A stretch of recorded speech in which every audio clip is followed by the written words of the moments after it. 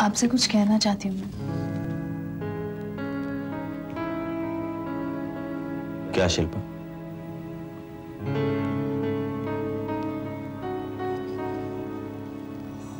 ऐसा क्या है शिल्पा जो तुम एक अरसे से मुझसे कहना चाहती हो लेकिन कह नहीं पाती? समझ में नहीं आता मैं आपको कैसे बताऊं। उन लफ्जों को कैसे ढालूं। और जब भी मैं ऐसा कर जाती हूं तो ये दिल जो है ना बहुत जोरों से धड़कने लगता है।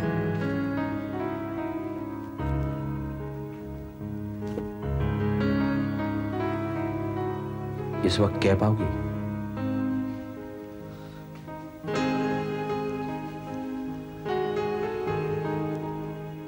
आप समझ रहे हैं मैं क्या कहना चाहती हूँ?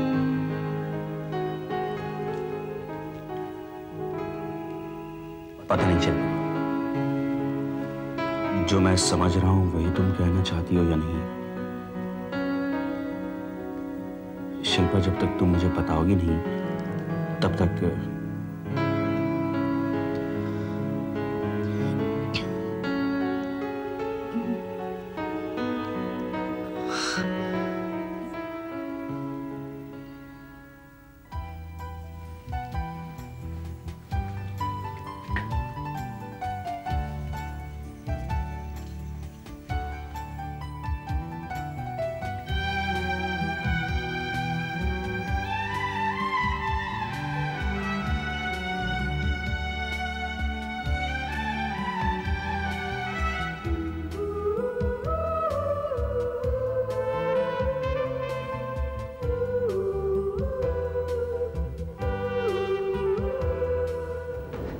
एक लंबे अरसे के बाद मैडम से बात करके आज मैं फिर से हैमलेट शुरू करने वाला हूं।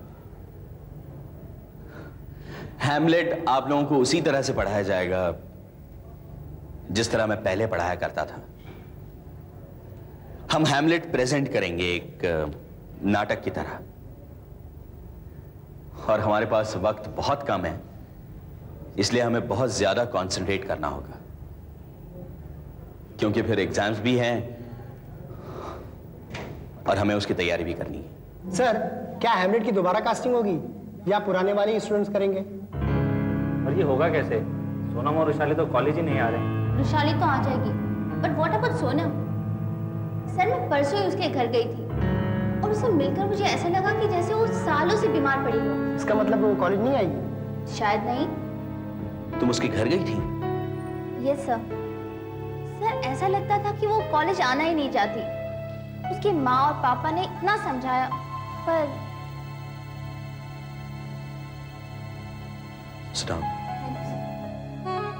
तुम क्या बनना चाहते हो? तुम्हारी बातें सुनकर तो ऐसा लगता है कि अब मैं कुछ भी बन सकता हूँ, तुम्हारा पति छोड़कर। He loves me, he loves me not. He loves me, he loves me not. He loves me, he loves me not. मैं तुमसे शादी करना चाहता हूँ सोनम। क्या करेंगे हम दोनों अगर एक जिंदा रहा और एक नहीं रहा तो? मैं तो तुम्हारे बिना मर जाऊंगा।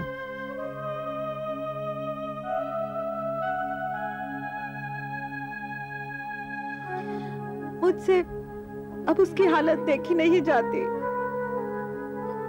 अनीता, वो भी क्या कर सकती है? इस उम्र में इतना बड़ा हादसा हुआ उसके साथ, वक्त तो लगेगा ही। थोड़ा वक्त दो उसे। कितनी अजीब किस्मत लेकर आई है ये लड़की। कहते हैं औरत को बचपन में पिता, जवानी में पति और बुढ़ापे में बेटे का सहारा होता है। उसके सर से तो बचपन में ही पिता का साया हट गया। जगमोहन, मैं जानती हूँ तुमने उसे पिता से कहीं ज्यादा प्यार दिया है। प्लीज मुझे गलत मत समझना, तुमने रुशाली से भी ज्यादा प्यार दिया उसे, लेकिन वो हादसा तो हुआ ना उसके साथ, जैसे रुशाली की माँ। समझती हूँ। जवान हुई तो ये ऐसा क्यों होता है? अनीता, इसका जवाब किसके पास है? कौन बता सकता है कि ऐसा क्यों? और अगर तुमने हिम्मत खो दी तो उसका क्या होगा? तुम्हारे आंसू उसे और भी कमजोर बना देंगे। हमें उसकी मदद करनी है।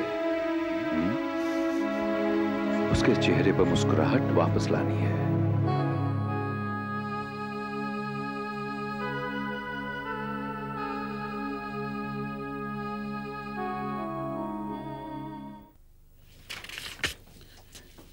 ये तुम्हारी चाय। आप कुछ दुबले हो गए या वजन बढ़ गया आपका? तुम बताओ शिल्पा, तुम मुझे एक अरसे के बाद देख रही हो। समझ में नहीं आ रहा। मतलब कोई खास फर्क नहीं पड़ा है? शायद। अगर फर्क पड़ता भी तो मैंने यूं ही पूछा था।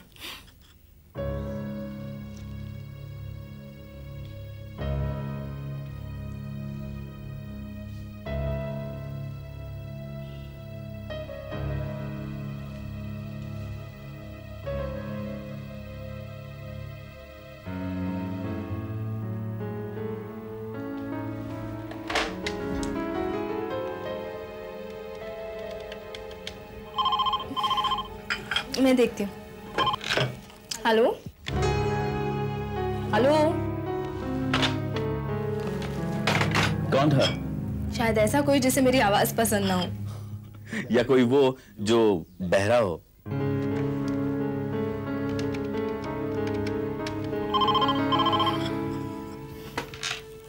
हेलो हेलो, बोलिए ना प्लीज।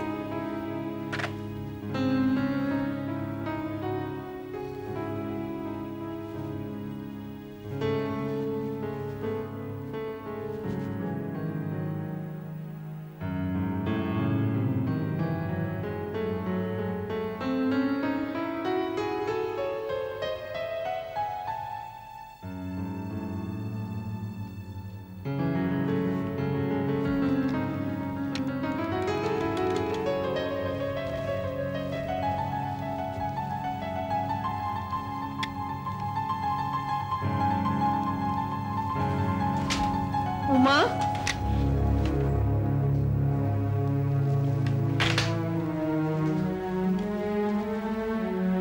किसे फोन कर रही थी जो इतना घबरा कर रख दिया?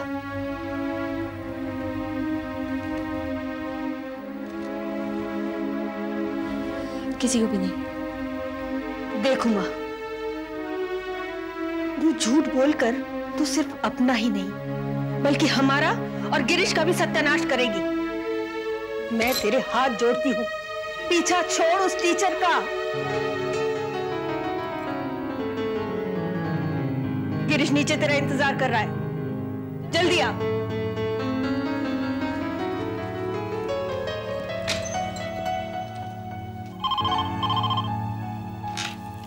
हेलो हेलो, कुछ बोलिए ना प्लीज। शायद आप ही को जवाब देना होगा।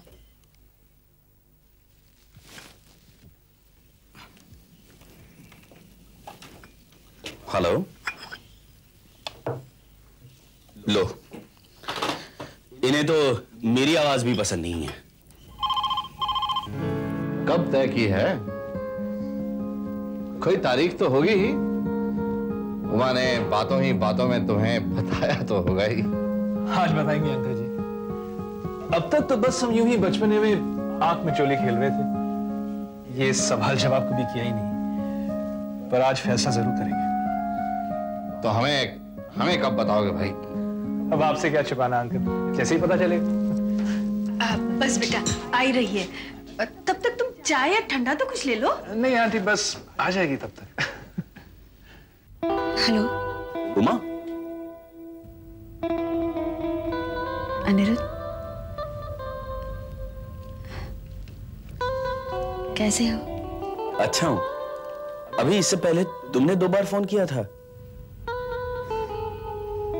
नहीं, क्यों? नहीं, मैं यूं ही पूछ रहा था। कोई ब्लैंक कॉल्स दे रहा है। शिल्पा ने उठाया तब भी कोई जवाब नहीं आया, मैंने उठाया तब भी जवाब नहीं। खैर, तुम कैसी हो? अच्छी हूँ। अनिरुद्ध, तुम कब आए? मैं आज सुबह। दादाजी कैसे हैं? अच्छे हैं, तुम्हें याद कर रहे हैं। अनिरुद्ध, मैंने तुम्हें डिस्टर्ब तो नहीं किया ना?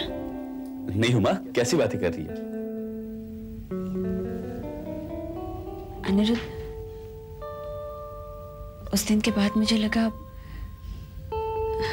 मेरा स्टेशन पे आना ठीक था, या फिर तुम्हारी आदत अभी तक नहीं गई हुमा। पहले जो मन में आता है वो कर लेती हो और फिर सोचती हो।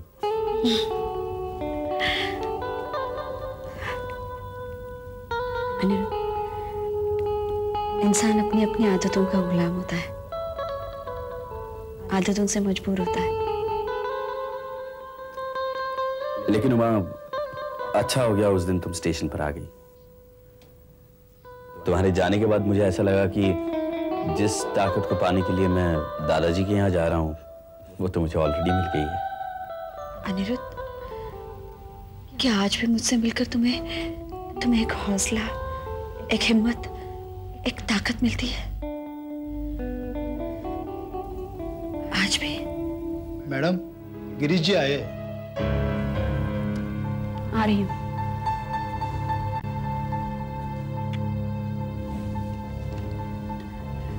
अनिरुद्ध, माफ करना, मैंने यूं अचानक फोन किया,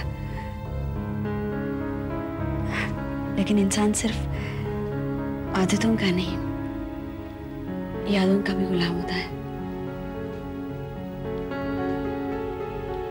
good night. Good night Uma.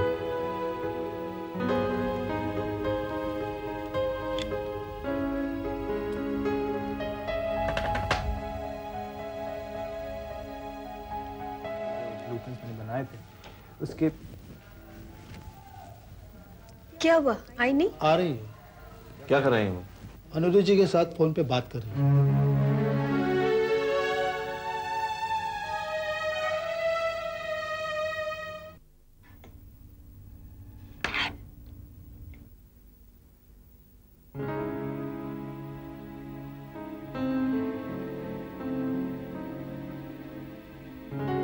Sonu, खाना खाओ।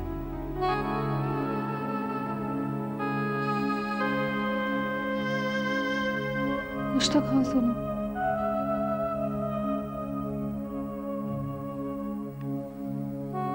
सोनू बेटे, कुछ तो खा लो।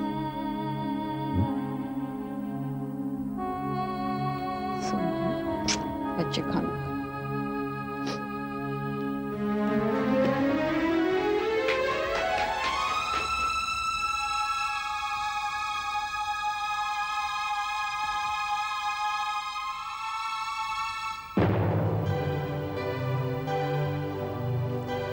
क्या बात है, काफी देर लगा दी? हाँ, थोड़ा टाइम लग गया। जो साड़ी मैंने पहले पहनी थी उसमें सैंडल अटक गई है। चलो कोई बात नहीं, अब संभाल कर चलना। शुक्र है तुम गिरी नहीं, वरना लोग गिर जाते।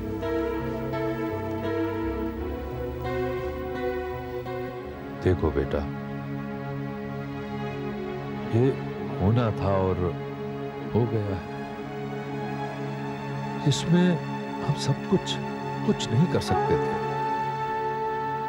हमारे झगड़े, हमारी बराबरियां, हमारी ऊंच नीच सब वहीं की वहीं धरी की धरी रह गई है। बेटा, हम लोग जतिन से प्यार करते थे।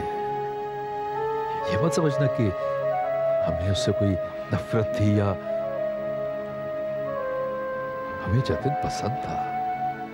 और वक्त के साथ जाते जाते हो सकता है हम तुम्हारी और जतिन की शादी भी।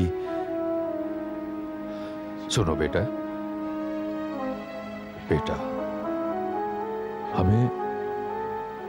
प्लीज कसूरवार मत ठहराओ, या ऐसा महसूस ना करो कि हम जिम्मेदार हैं। नहीं पापा,